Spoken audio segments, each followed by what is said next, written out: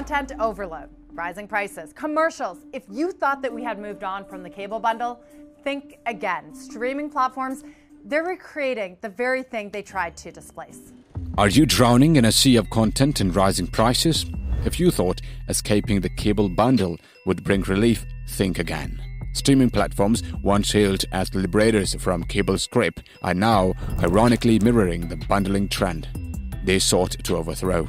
Are we forever trapped in this streaming nightmare? Initially, the appeal of streaming was its simplicity and affordability, with $5 a month for Netflix beating the $60 cable bills. However, the tides are turning. Stream inflation has hit hard, with the average cost of a major streaming service soaring by almost 25% in the past year alone.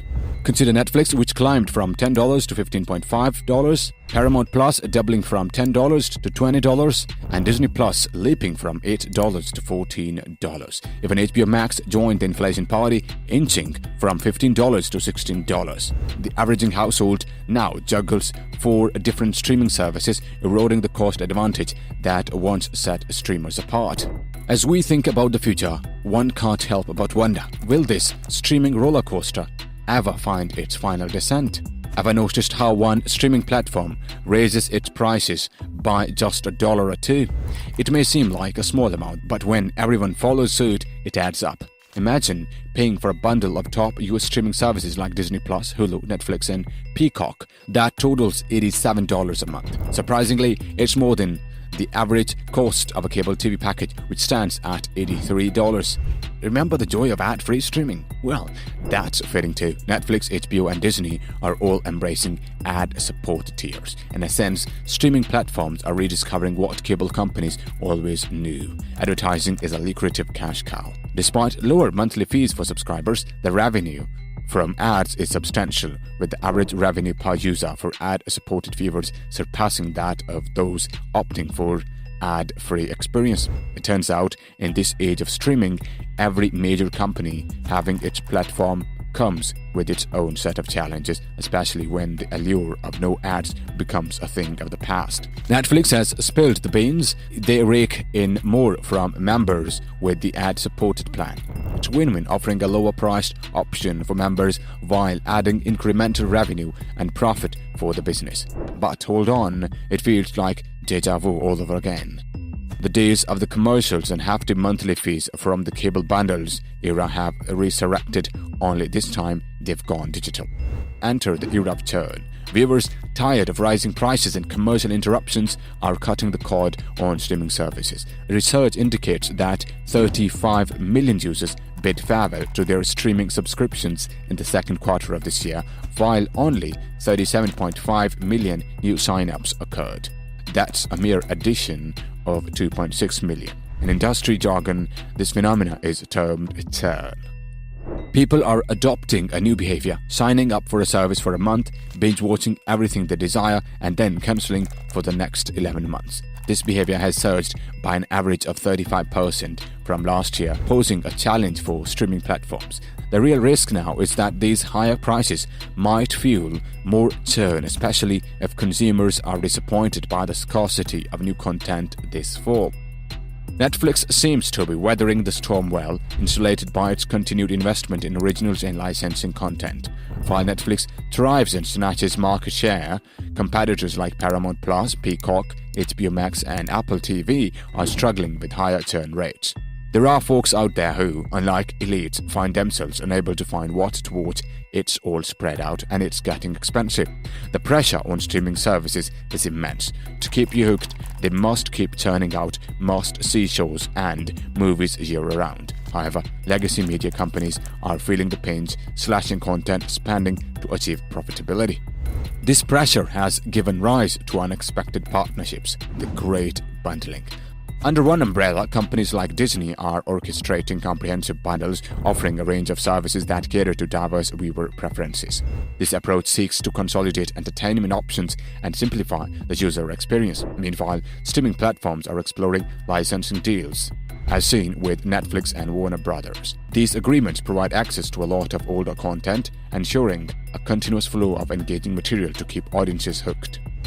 In a surprising turn, telecom companies like Verizon are taking on the role of bundlers, offering discounted packages that include multiple streaming services. Even retailers are getting in on the action with partnerships such as Instacart bundling Peacock and Walmart teaming up with Paramount.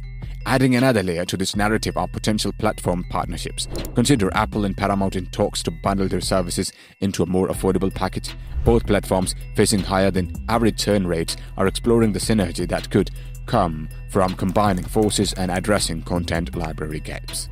In this era of great bundling, the streaming landscape is witnessing a transformation marked by unexpected collaborations and alliances.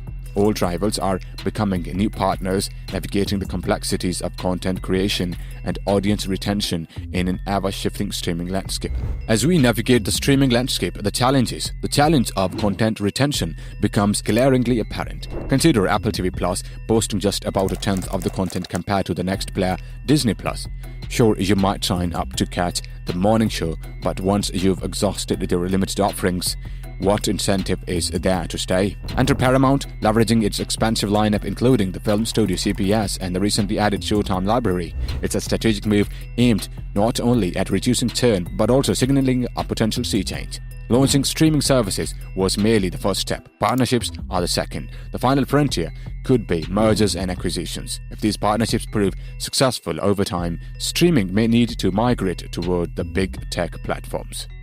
The writing on the wall suggests that breakups, library sales, and even divesting sports assets could shape the future. Paramount, with its vast content, has long been eyed as a potential acquisition target. Speculations abound, from Warner Brothers merging with NBC Universal to Apple eyeing Disney, Lionsgate, or Paramount. In the bygone era of cable TV, negotiations between cable TV owners and multi-channel video programming distributors revolved around retransmission fees. Owners wielded their top-rated and indispensable networks, often bundling them with lower-rated networks and startups to secure broader distribution. This strategy led to cable households having access to nearly 200 channels, even though they typically only tuned in to a handful. As the price of cable subscriptions surged past $100 a month and more affordable viewing options emerged, a significant shift occurred. Millions of cable subscribers opted to cut the cord, turning to alternatives like Netflix and other streaming services. Recognizing the changing landscape, companies started exploring bundling as a strategic move. Bundling with other companies not only reduces subscription costs but also encourages sampling and helps subsidize the escalating expenses of maintaining a competitive streaming service. Additionally, it brings promotional value. Disney has taken the lead in the realm of streaming bundles, offering a familiar and enticing package. The Disney streaming bundle combines three services: Disney Plus, Hulu with ads, and ESPN Plus, all for $13.99 per month. This represents a substantial 44% discount compared to purchasing the three services separately. The convenience and cost-effectiveness of this bundle have made it a popular choice for consumers seeking a comprehensive streaming experience. Disney has ventured into strategic partnerships to sweeten the deal for subscribers. An agreement with Uber brings an added perk, offering 2 free months of Disney Plus to Uber users. As a bonus, Disney Plus subscribers automatically become members of Uber One, Uber's loyalty program, for a duration of up to 6 months. It's worth noting that telecom rival T-Mobile has a parallel agreement with its subscribers, offering access to Apple TV Plus as part of its customer benefits. These strategic partnerships and bundled offerings showcase Disney's commitment to providing added value and broadening its subscribers' base in the competitive streaming landscape. What are your views on this? Let us know in the comments below. Thanks for watching. Until next time.